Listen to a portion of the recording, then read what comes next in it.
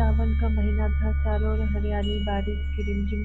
शिव मंदिरों में रुद्राभिषेक और खुशियाँ हरे वस्त्र व हरी चूड़ियों में लिपटी। लेकिन क्या आपने कभी सोचा है क्यों पहनते हैं सावन में हरे रंग की चूड़ियाँ? ये कहानी हमें ले जाती है समय के उस मोड़ पर जहाँ शिव पार्वती, जालंधर और वृंदा चारों के भाग्य एक दूसरे से जुड़ते हैं। आइए हम जानते हैं भागवत, वृंदा का व्रत और जालंधर की वर्षा। दानवराज जालंधर समुद्र से उत्पन्न हुआ था। उसकी पत्नी वृंदा एक परम पतिव्रता थी। वृंदा ने भगवान विष्णु और शिव दोनों की कठोर आराधना कर यह वर पाया कि जब तक उसका पतिव्रत अखंड रहेगा तब तक उसका पति अजय और अमर रहेगा। हर सावन सोमवार वह हरी चूड़ियां पहनकर शिव और विष्णु दोनों की पूजा करती। हरे रंग को उसने अपनी आस्था का प्रतीक माना था। यह उसका स्वयं प्रेम और सौभाग्य था। 2. जालंधर का अत्याचार और देवताओं का संकट। जालंधर अजय हो गया। उसके इंद्रलोक, यमलोक तक पर अधिकार कर लिया।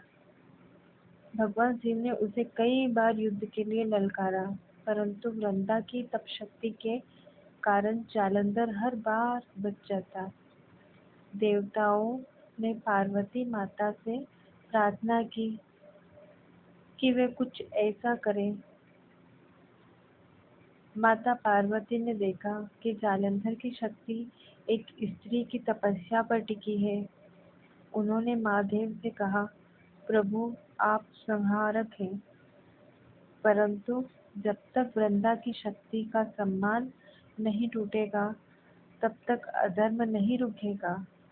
तभी भगवान शिव ने भगवान विष्णु से सहायता मांगी। भगवान विष्णु की माया और वृंदा का प्रतिवत भ्रंग।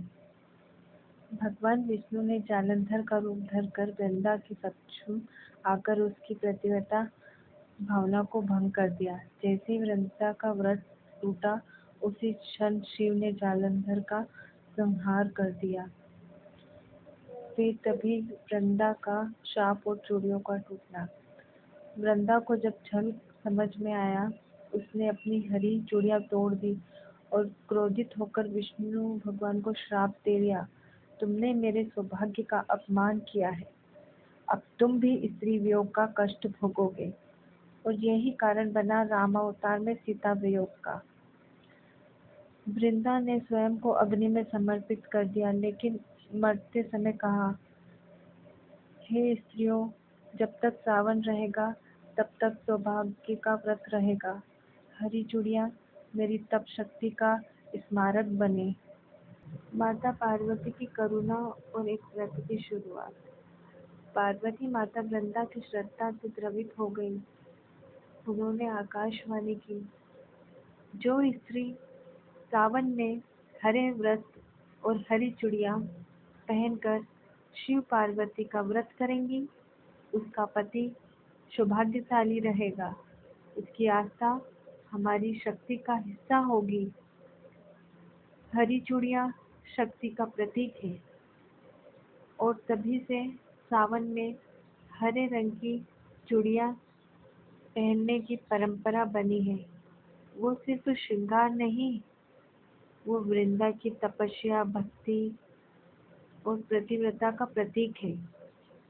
पार्वती माता का वरदान और शिव का न्याय है।